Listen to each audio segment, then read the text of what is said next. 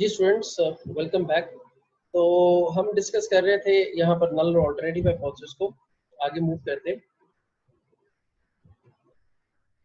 तो स्टूडेंट्स, यहाँ एक चीज़ आप अच्छी तरह से समझ लें कि जब आपने एक क्वेश्चन अटेम्प्ट करने हैं तो जो सबसे पहला स्टेप हुआ करेगा ना, the very first step will be to build the null and alternative hypothesis. ये आपका सबसे पहला स्टेप होगा। जब आप नल और ऑल्टरनेटिव हाइपोथेसिस बना लेंगे तो फिर आपका सेकंड स्टेप आएगा and that will be level of significance. यहाँ मैं आपको लेवल ऑफ सिग्निफिकेंस भी बताऊंगा और उसके साथ साथ ये दो टर्म्स भी बताता चला जाऊंगा, टाइप 1 एरर और टाइप 2 एरर। देखो स्टूडेंट्स, जब भी आप कोई हाइपोथेसिस या कोई असम्पशन टेस्ट करते हो तो इस चीज के बड़े चांसेस हैं कि आपके टेस्टिंग प्रोसीजर में कोई मिस्टेक हो जाए आपसे, और जो क्लेम करने वाला था या जो असम्पशन थी वो एक्चुअली सच थी। कंपनी ने कहा हमारे ट्यूबलाइट बल्ब 100 डेज से ज्यादा चलते हैं, ये एक्चुअली ऐसा ही था, 100 डेज से ज्यादा चलते हैं, लेकिन आपके टेस्टिंग प्रोसीजर में कोई गलती के बायस आपने नतीजा ये दिया कि नहीं, कंपनी गलत कहती है। यानी claim was actually true but it was rejected. अगर ऐसा एरर हो जाए, ऐसी गलती हो जाए, इसे हम कहते हैं टाइप 1 एरर। इसे आप इस तरह से समझ लो कि एक सच्चा आदमी अदालत में पेश हो और अदालत उसे गिल्टी करार दे। Statement is actually true but rejected. मैं आपसे पूछूं टाइप 1 एरर क्या है या उसकी डेफिनेशन आपको आए तो स्टेटमेंट क्या आपने ज़हन में रखनी है? Statement was actually true but rejected. Statement सच थी लेकिन रिजेक्ट हो गई, ये टाइप 1 एरर। इसके अगेंस्ट टाइप 2 एरर क्या होगा? Statement was false but not rejected. Statement actually गलत थी लेकिन उसे रिजेक्ट नहीं किया। होना तो ये चाहिए था ना कि स्टेटमेंट गलत थी, उन्होंने क्लेम गलत किया, उनके बल्ब 100 दिन से ज्यादा नहीं चलते तो आप कहना चाहिए ये गलत कह रहे हैं जी, 100 दिन से ज्यादा नहीं चलते, लेकिन आपने कहा जी हाँ जी ठीक कह रहे हैं, इसका मतलब ये भी ये कह रहे हो। यानी मुजरिम को अदालत में पेश किया जाए और अदालत उसे सच्चा करार दे।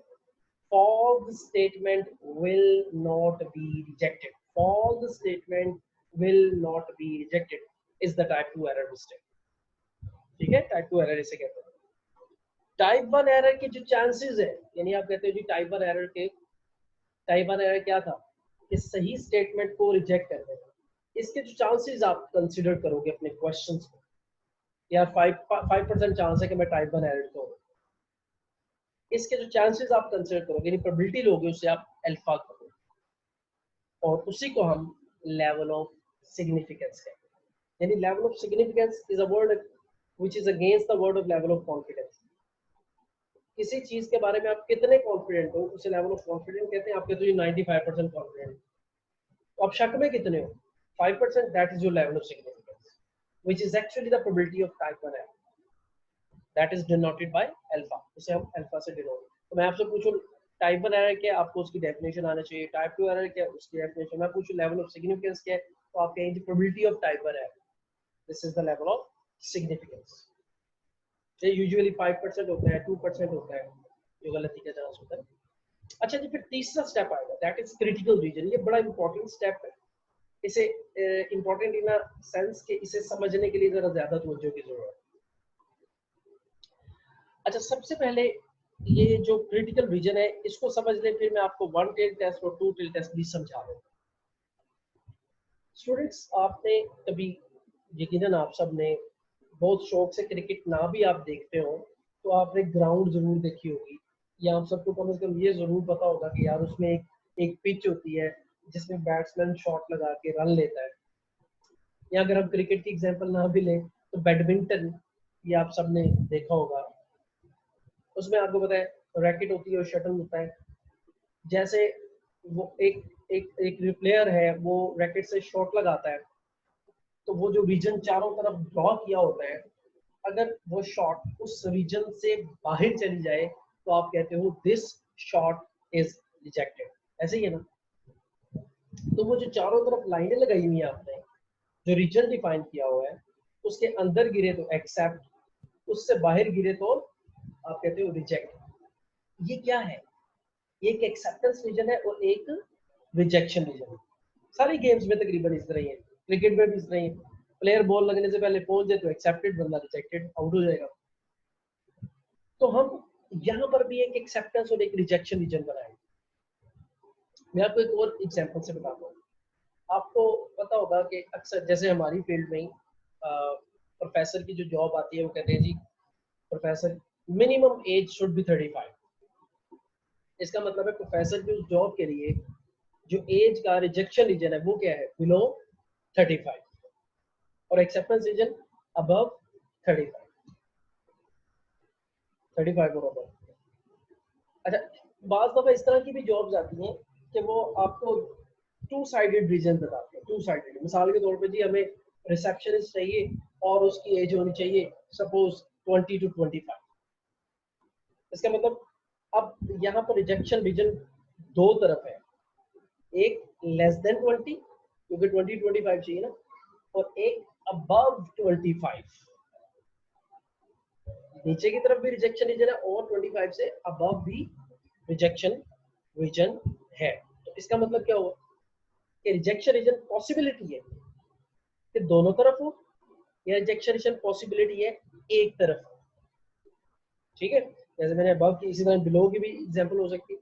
जनाब हमें रिसेप्शन चाहिए, as should be greater than 25, तो इसका मतलब 25 से जो बिलो है वो रिजेक्शन रीजन में आ जाएगा। स्टूडेंट्स, अगर आप रिजेक्शन रीजन एक तरफ डिफाइन करेंगे तो इसे हम कहेंगे one tail test. If the rejection region is defined on the one tail of the distribution or on the one side of the distribution, that is called one tail test. And if the rejection region is defined on the both sided of the distribution means data of the both sides of the distribution, then we'll say that two tail test. यही इसकी definition कि अगर एक side पर define किया गया हो तो वन टेल टेस्ट है, अगर दोनों साइड पर डिफाइन किया गया हो तो वो टू टेल टेस्ट।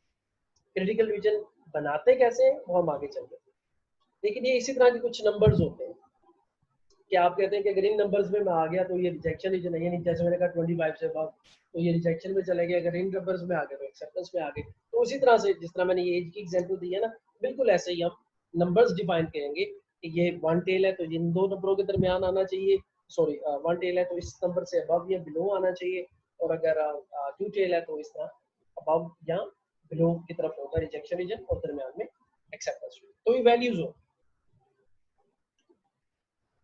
अच्छा स्टूडेंट्स, चौथा स्टेप जो हुआ करेगा ना वो हुआ करेगा टेस्ट स्टैटिस्टिक। ये वो स्टेप है जहां पर हम सैंपल को यूज करें। ऐसे ही है ना, टेस्ट का प्रोसेस बताया था ना आपको, उससे पीछे मैंने सबसे पहले आपको बताया आज कि स्टैटिस्टिकल इन्फ्रेंस क्या होता है, फिर मैंने उसका बताया कि उसके दो हिस्से होते हैं जी, एक एस्टिमेशन होता है, एक हाइपोथेसिस टेस्टिंग। फिर मैंने हाइपोथेसिस टेस्टिंग में आया, फिर मैंने आपको हाइपोथेसिस टेस्टिंग में बताया कि हम सैंपल की बेस पर कंक्लूजन ड्रॉ करते हैं पॉपुलेशन के। तो ये वो हिस्सा है फोर्थ स्टेप जहां पर हम सैंपल इंफॉर्मेशन को यूज करने वाले हैं। ये जो फार्मूला आप देख रहे हैं बच्चों, ये फार्मूला मैंने जाहिर है जिसकी टेस्टिंग कर रहे हो उसके मुताबिक होता है। ये फार्मूला मीन की टेस्टिंग है तो मैंने यहाँ पर लगा दिया ताकि आपको मैं बता दूं। वैसे भी हमने मीन की टेस्टिंग को एक मरतबा कोई एक एग्जांपल लेकर क्वेश्चन लेकर हम प्रॉपर्ली उसको करेंगे। तो ये फार्मूला है students that we are using here for the testing of possible the mean. हम मीन की कर रहे हैं, ये प्रोपोर्शन की, जिस भी चीज की टेस्टिंग कर रहे हैं, जिस पैरामीटर की भी टेस्टिंग कर रहे हैं, उसका यहाँ पर स्टैटिस्टिक आया है। बहरहाल ये आप फार्मूला देख लें, इसे मेमोराइज भी कर लें। एक्स बार का मतलब है सैंपल का मीन, माइनस म्यू का मतलब है पॉपुलेशन का मीन जिसको टेस्ट कर रहे हो। ये सैंपल से जो आएगा ये पॉपुलेशन ओवर स्टैंडर्ड डेविएशन मतलब पॉपुलेशन स्टैंडर्ड डेविएशन, ये sample standard deviation divided by under root n। तो ये फार्मूला है, ये टेस्ट स्टैटिस्टिक है। ये हमारे पास सारी की सारी चार चीजें यानी mean, population, sample mean, standard deviation and n, ये चार चीजें हमारे पास होंगी तो हम इसको सॉल्व कर सकेंगे, और ये मीन के क्वेश्चंस में हमारे पास जरूर हो। फिर हम उसे यहाँ पर पुट किया करेंगे और कैलकुलेशंस कर लेंगे। तो ये हमारा टेस्ट स्टैटिस्टिक यानी फोर्थ स्टेप हो जाएगा। स्टूडेंट्स, फिफ्थ स्टेप क्या है कि ये जो टेस्ट स्टैटिस्टिक की वैल्यू होती है ना, तो यहाँ से आती है, इसको हम क्रिटिकल रीजन में देखते हैं। मैंने कहा था ना कि हम वैल्यूज डिफाइन कर देंगे, तो इसको हम देखते हैं कहाँ फॉल कर रहा है, ये एक्सेप्टेंस रीजन में है या रिजेक्शन रीजन में है, और उसके मुताबिक हमारा फाइनल स्टेप होता है कंक्लूजन का। जाहिर है ये मैंने अभी आपको नहीं बताया ये कैसे देख रहे हैं, ये फॉल कर रहा है नहीं, ये हम एग्जांपल्स करेंगे, डोंट वरी अबाउट इट, वो एग्जांपल्स करेंगे। लेकिन अभी सिर्फ इतना समझ लो कि टेस्ट स्टैटिस्टिक से जो वैल्यू आ रही है उसको हम क्रिटिकल रीजन के साथ देखते हैं कि ये कहाँ फॉल कर रहा है, और फिर उसकी बेस पर अगर रिजेक्शन रीजन में हो तो हम हमारे नल हाइपोथेसिस को रिजेक्ट कर देते हैं, वरना नल हाइपोथेसिस को रिजेक्ट नहीं करते। तो माय डियर स्टूडेंट्स, ये स्टेप्स हैं जिन्हें हम फॉलो करेंगे आगे चल के मीन की टेस्टिंग में।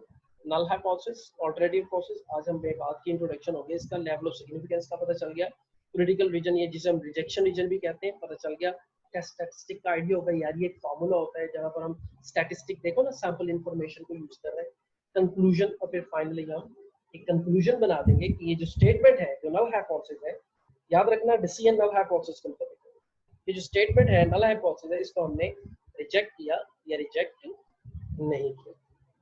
ठीक है स्टूडेंट्स, अब फर्दर हम देखेंगे इसकी एग्जांपल, मीन की एग्जांपल कोई करेंगे, उसको हम देखेंगे ताकि आपको आइडिया हो सके।